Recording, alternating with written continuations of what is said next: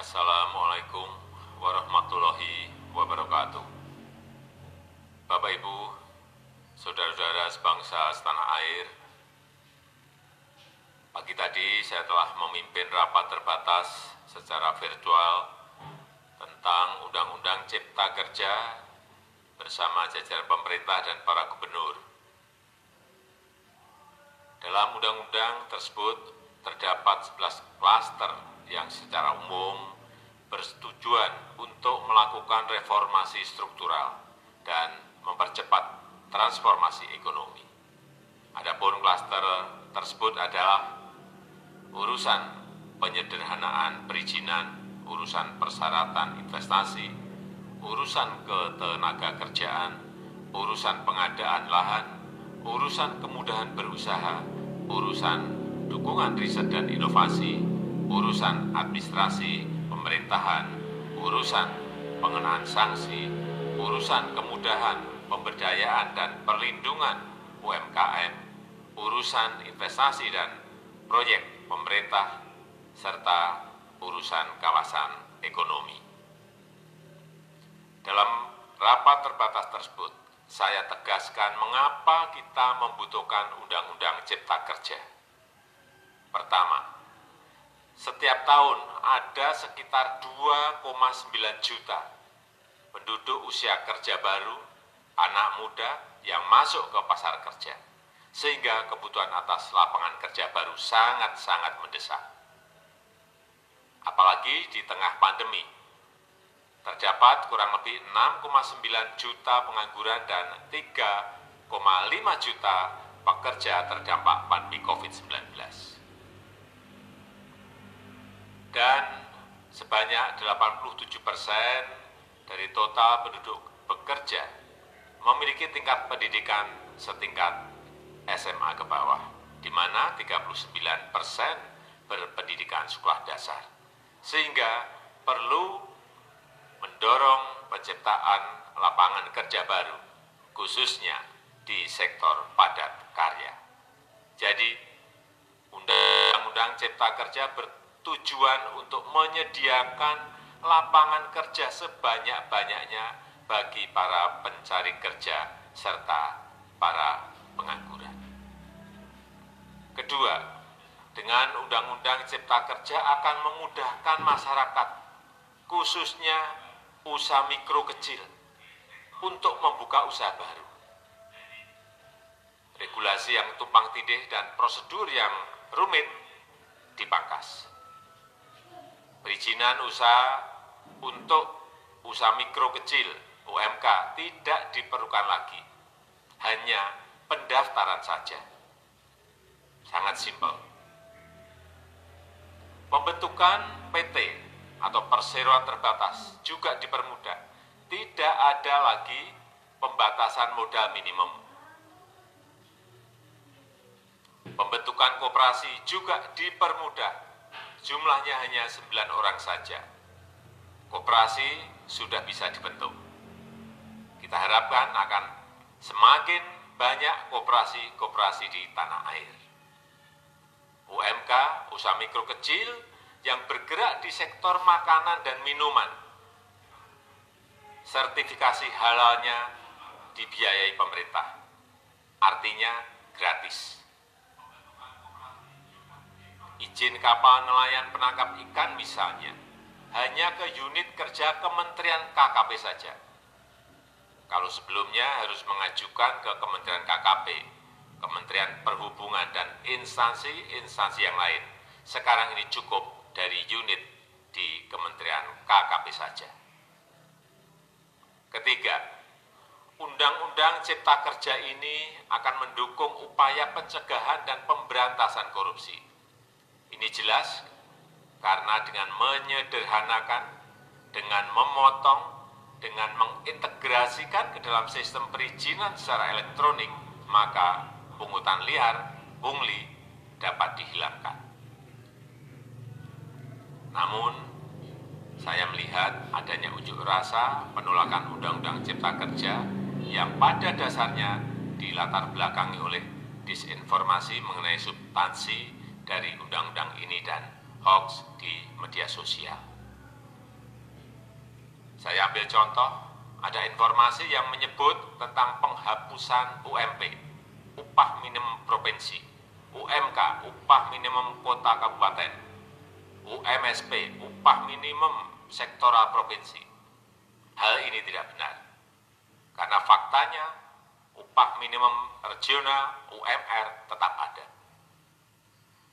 Ada juga yang menyebutkan bahwa upah minimum dihitung per jam. Ini juga tidak benar. Tidak ada perubahan dengan sistem yang sekarang.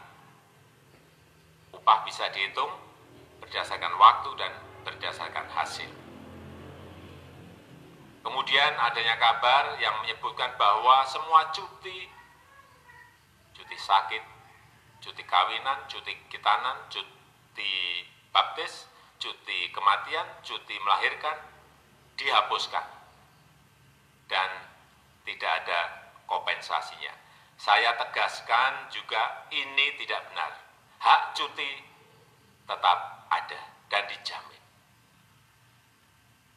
Kemudian apakah perusahaan bisa mem-PHK kapanpun secara sepihak? Ini juga tidak benar. Yang benar, perusahaan tidak bisa mem-PHK secara sepihak.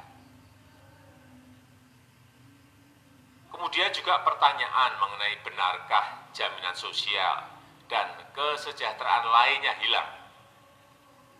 Yang benar, jaminan sosial tetap ada. Yang juga sering diberitakan tidak benar adalah mengenai dihapusnya AMDAL, analisis mengenai dampak lingkungan. Itu juga tidak benar. AMDAL tetap ada. Bagi industri besar harus studi AMDAL yang ketat. Tetapi bagi UMKM lebih ditekankan pada pendampingan dan pengawasan. Ada juga berita mengenai Undang-Undang Cipta Kerja ini mendorong komersialisasi pendidikan. Ini juga tidak benar.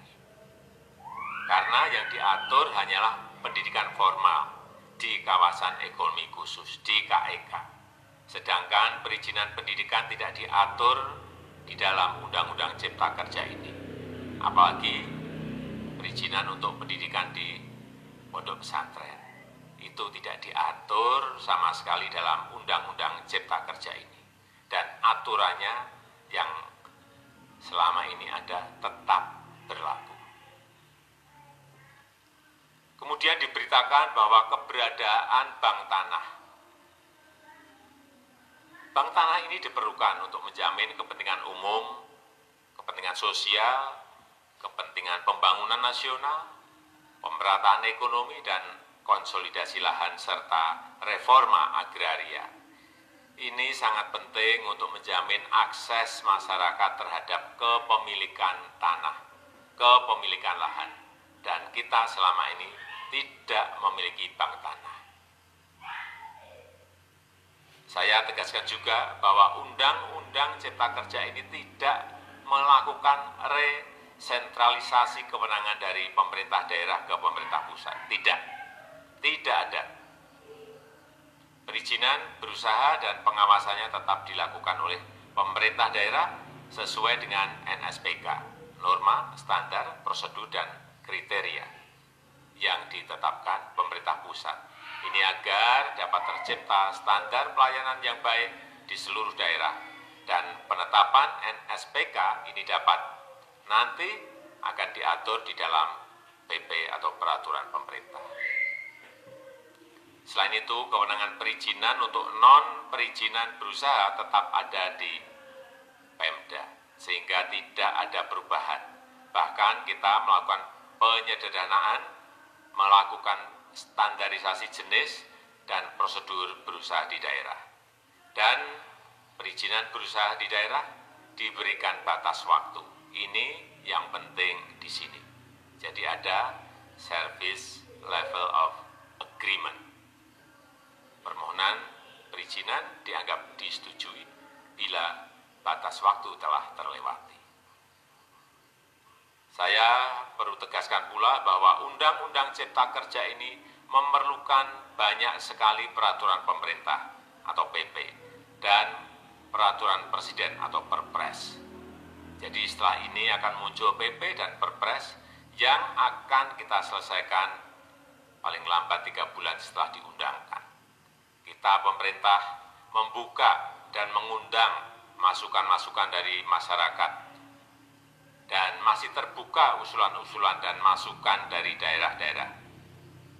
Pemerintah berkeyakinan melalui Undang-Undang Cipta Kerja ini jutaan pekerja dapat memperbaiki kehidupannya dan juga penghidupan bagi keluarga mereka.